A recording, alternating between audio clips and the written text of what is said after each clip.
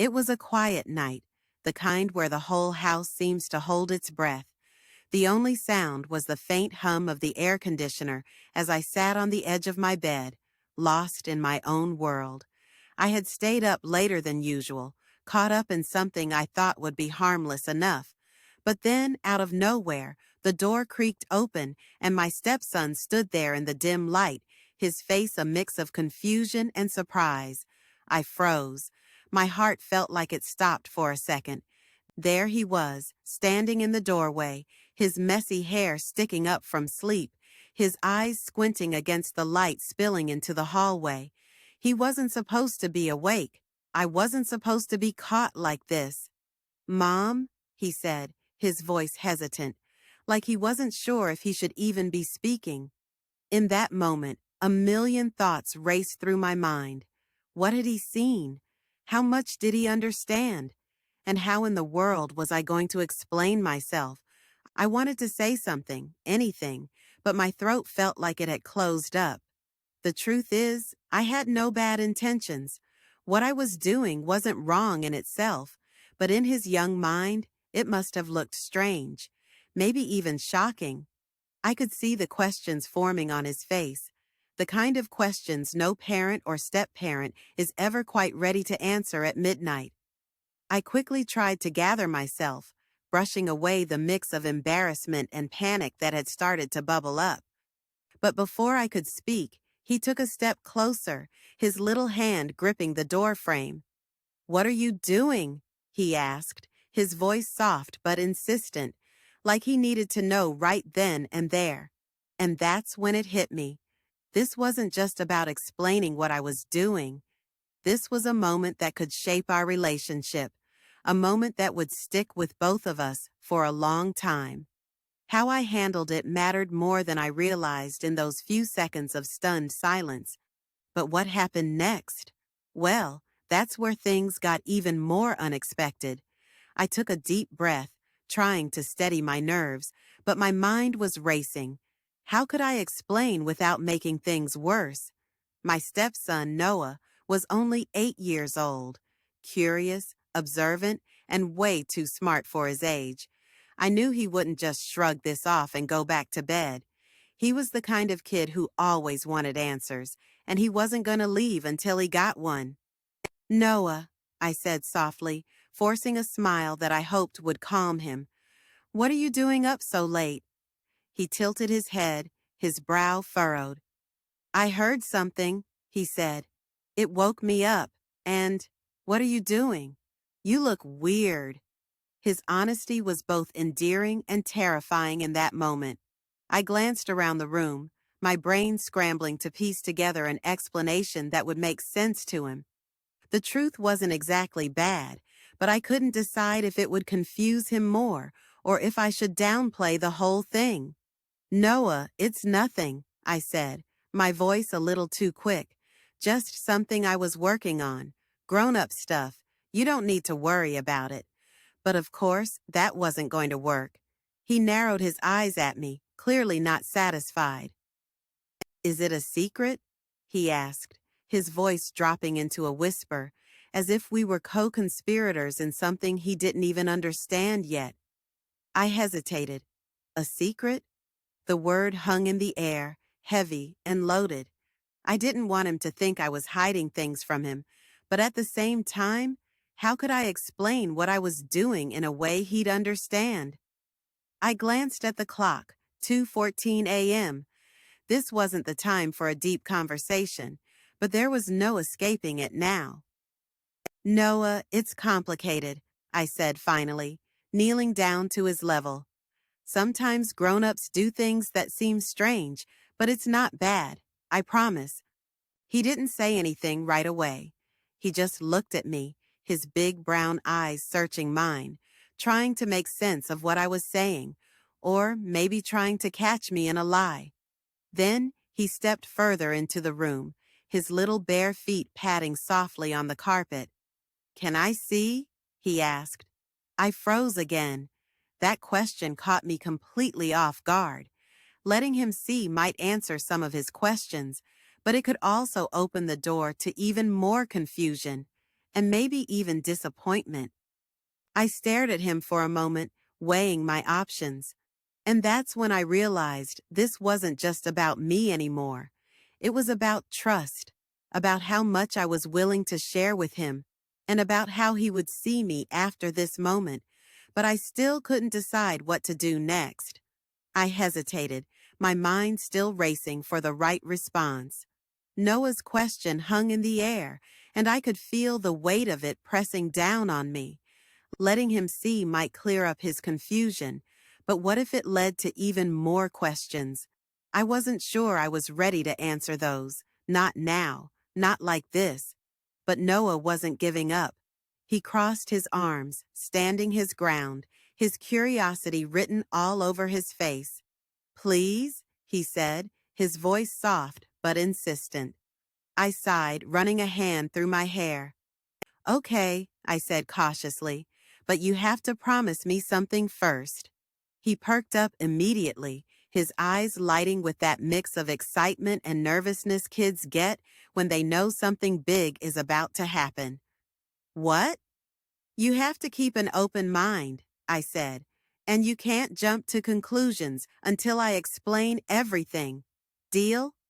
He nodded quickly, too quickly, as if he didn't fully understand what I was asking. But there wasn't much else I could do at this point. I stood up and walked over to the table where everything was laid out. My heart was pounding as I picked up the small object that had started this whole thing. Noah stepped closer, craning his neck to get a better look. His face shifted from curiosity to surprise, and then to something I couldn't quite read. "What is that?" he asked, his voice barely above a whisper. "It's something I've been working on," I said carefully, turning it over in my hands. "It's for a project, something important." His eyes narrowed again, his brain clearly working overtime. "It looks weird. Why are you doing it in the middle of the night?" I paused, unsure how to answer. The truth was, I had been working on this in secret because I didn't want anyone else to know. Not yet, anyway. It wasn't dangerous or bad, but it was personal, something I wasn't ready to share with the world. But here I was, sharing it with an 8-year-old at 2 in the morning. "It's just easier to focus when it's quiet," I said finally, trying to keep my tone calm and casual. Noah didn't look convinced.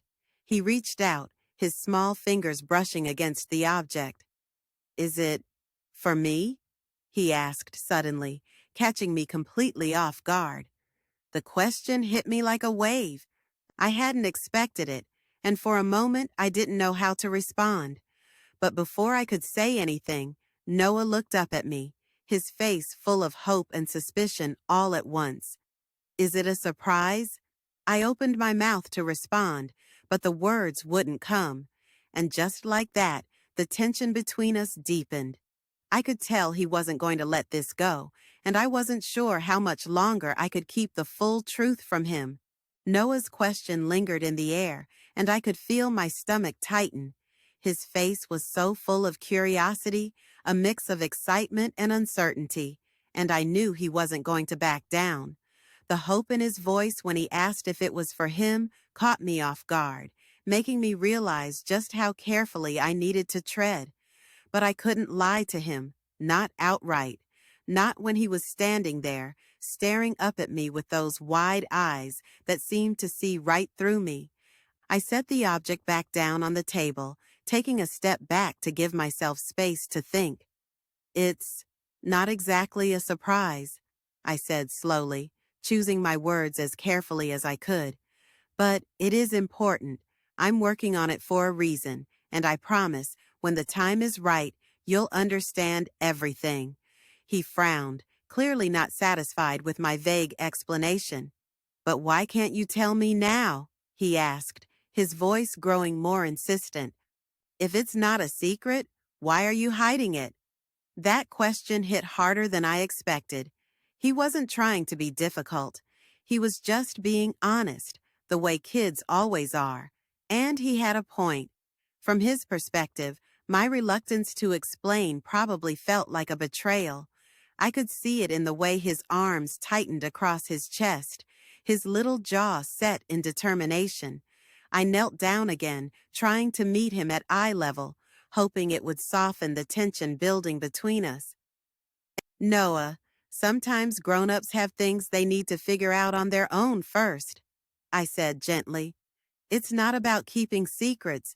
It's about making sure everything is okay before sharing it. Does that make sense? He hesitated, chewing on his bottom lip.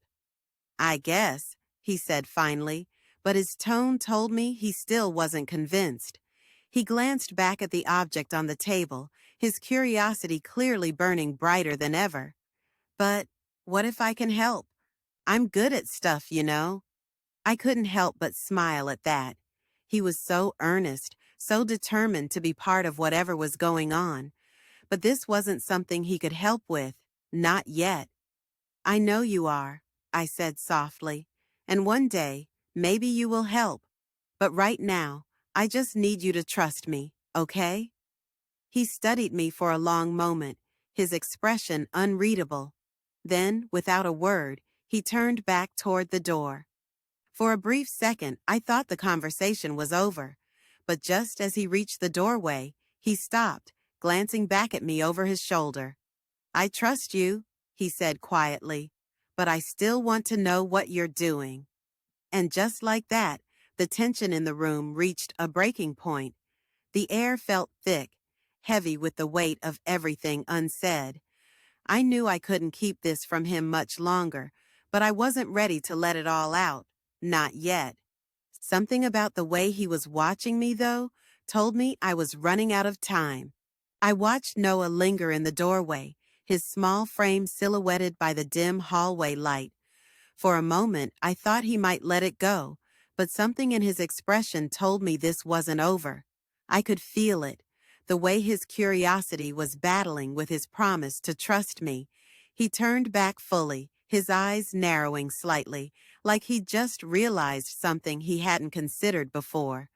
Wait, he said slowly, his voice sharper now, more pointed. If it's not a secret, why didn't you tell Dad about it either? My heart sank.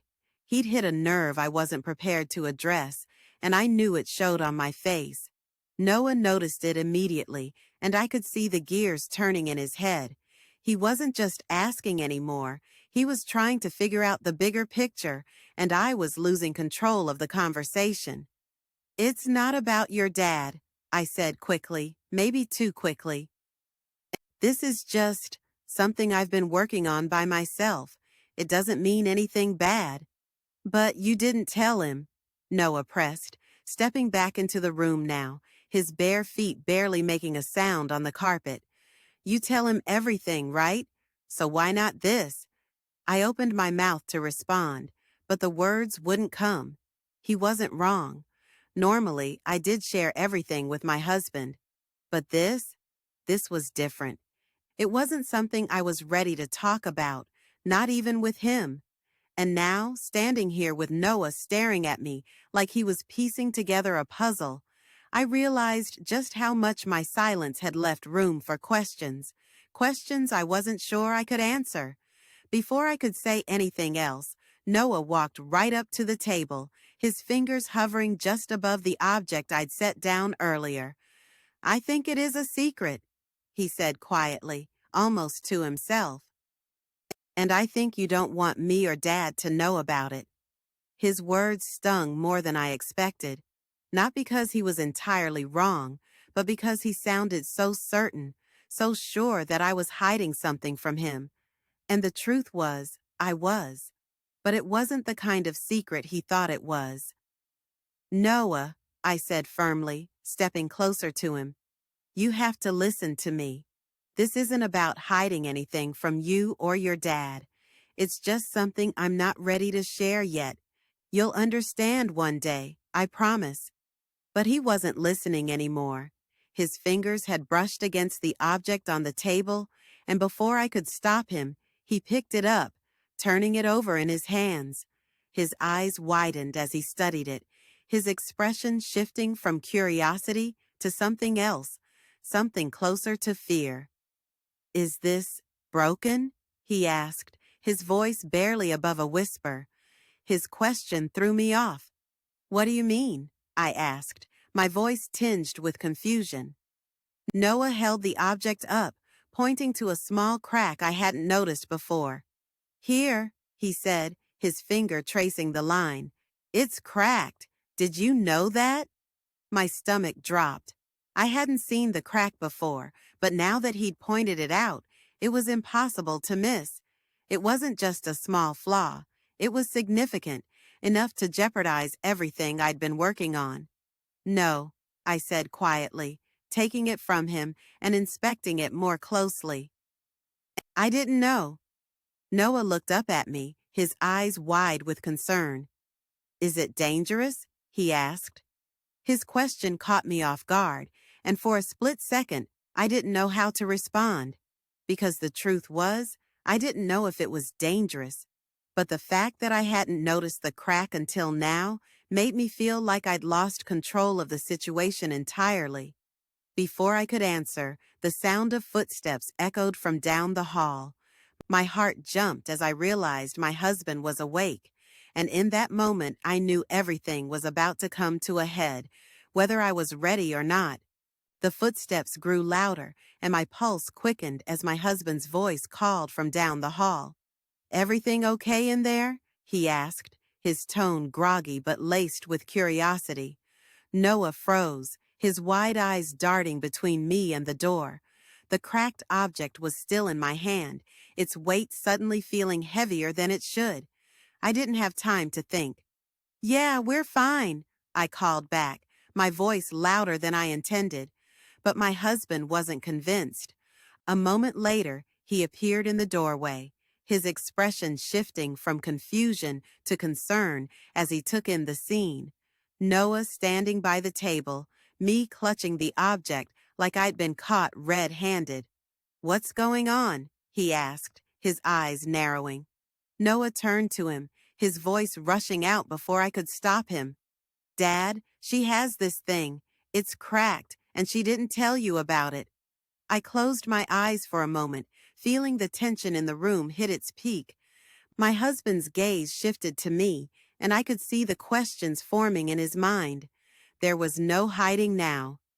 It's not what you think, I said quickly, stepping forward.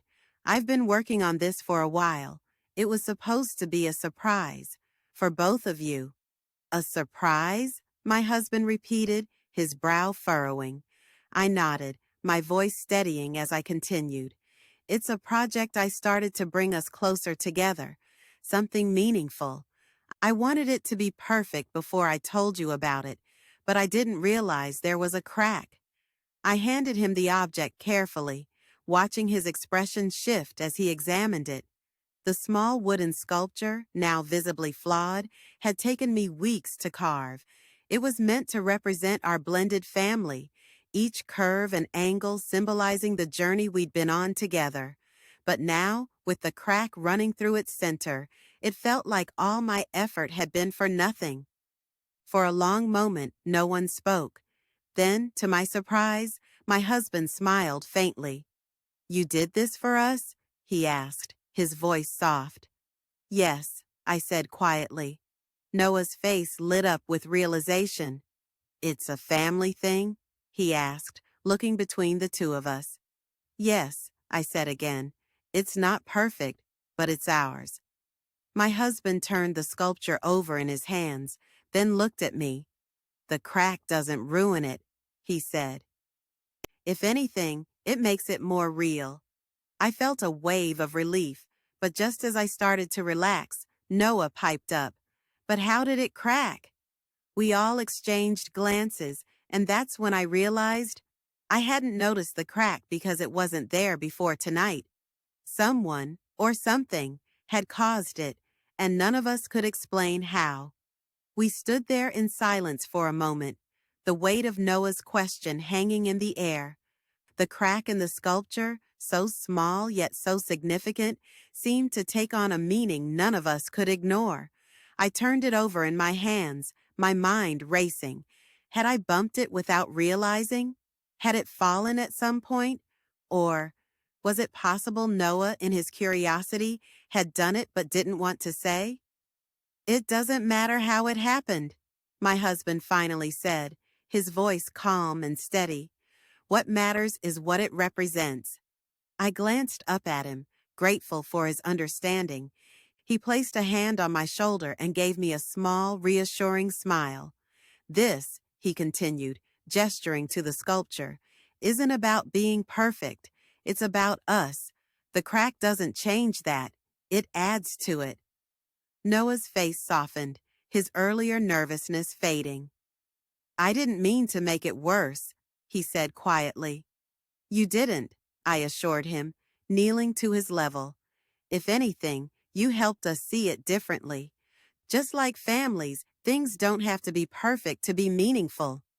He smiled hesitantly, his small shoulders relaxing.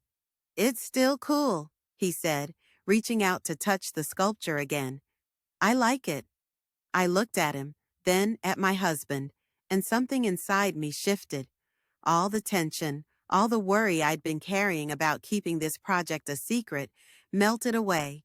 It wasn't about unveiling some grand, flawless gesture. It was about this moment, about being together, even when things didn't go as planned. We decided to set the sculpture on the mantel, crack and all. It felt like the right place for it, a reminder of our journey, our imperfections, and the bond that held us together. As I placed it there, I couldn't help but feel a sense of peace I hadn't expected. Later that night, after Noah had gone back to bed, my husband and I sat quietly in the living room. You know, he said, breaking the silence, that crack really does make it more special. It's like us. Not perfect, but strong. I nodded, my heart full. It's ours, I said softly, repeating the words I'd spoken earlier. And with that, the night's tension finally lifted. What started as a moment of uncertainty had turned into something deeper, something that reminded me why I started the project in the first place. Families, like sculptures, are works in progress, and sometimes the cracks tell the most beautiful stories.